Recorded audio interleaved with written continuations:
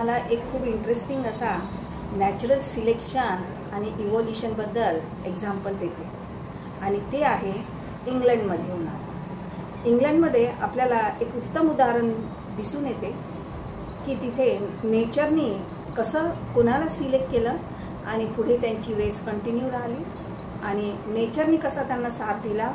Even pollution या सर्व गोष्टी त्याच्यात कशा इन्व्हॉल्व झाल्या आणि कशी स्पीसीज गेल्या 150-200 वर्षामध्ये चेंजेस होत गेले असं एक चांगलं उदाहरण मी तुम्हाला सांगते. हे इंग्लंडमधील आणि ते सुद्धा 1850 मध्ये जेव्हा इंडस्ट्रीज डेव्हलप झालेली नव्हती आणि एअर पोल्युशनचं प्रमाण हे अतिशय कमी नव्हतंच जवळपास. अशा वेळेस 1850 मध्ये तिथल्या झाडाच्या ट्रंकवर खोडावर 2 प्रकारच्या मॉथ्स म्हणजे फकड्या तिथे राहत होत्या आणि एक होती व्हाईट कलरची आणि दुसरी होती ब्लॅक कलरची. तेव्हा एअर पोल्युशन नव्हतं, कुठल्याही प्रकारचा वाईट परिणाम झाडांवर झाला नव्हता. मॉइस्ट एरिया असल्यामुळे तिथे झाडाच्या ट्रंकवर लायकेन खूप वाढत होता आणि तो लायकेन काळ्या कलरचा असल्यामुळे ब्लॅक कलरची मॉथ त्याच्यामध्ये लपल्या जात होती आणि व्हाईट कलरची मॉथ ही स्पॉट होत होती आणि अशा रीतीनं त्या प्रिडेटर्सद्वारे खाल्ल्या जात होत्या कारण त्या कमाऊफ्लॅज करत नव्हत्या.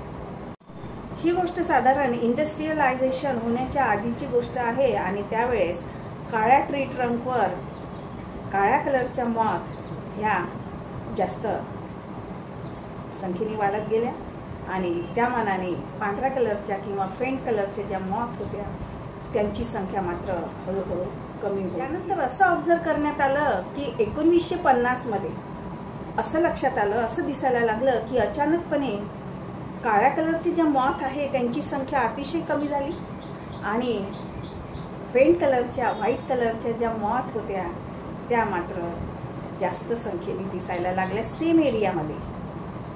तर कारण काय असेल याचा विचार करूया आपण.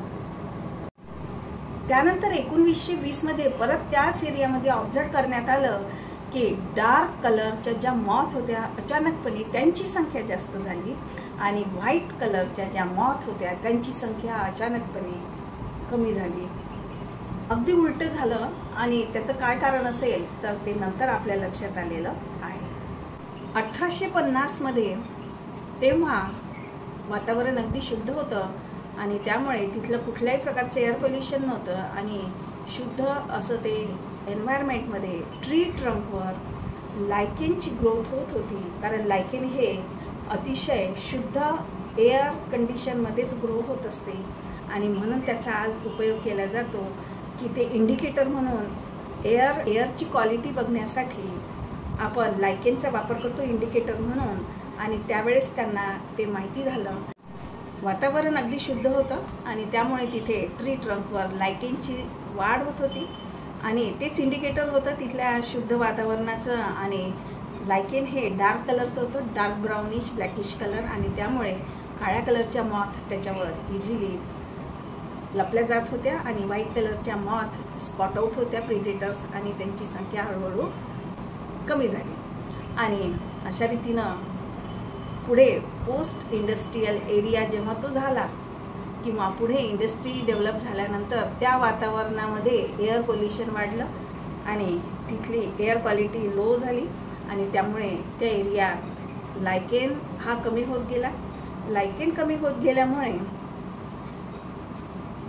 बॅकग्राऊंड चेंज झालं कारण त्या ट्री ट्रंकचं कव्हर आता चेंज झालं लायकेन नसल्यामुळे आणि तिथे आता उलट अगदी रिव्हर्स झालं आणि पुढे इंडस्ट्रीज वाढल्यामुळे तिथे स्मोक आणि सूट वाढल्या गेलं आणि brownish colour is change into blackish colour due to soot and smoke आणि सूटमुळे तो एरिया चेंज झाला, लायकेन गायब झालं आणि तिथे ब्लॅकिश डार्क ब्लॅकिश असे कोड झाले, ब्राउनिशपासून चेंज झाले आणि त्यामध्ये मात्र व्हाईट कलरची जी मॉथ आहे ती आता दिसायला लागली नव्हती, आता ती लपायला लागली होती आणि त्यामुळे आता उलट झालेलं होतं आणि व्हाईट कलरच्या फोटोमध्ये तुम्हाला दिसते आहे आणि त्यामुळे तिथे आपल्याला असं ओके.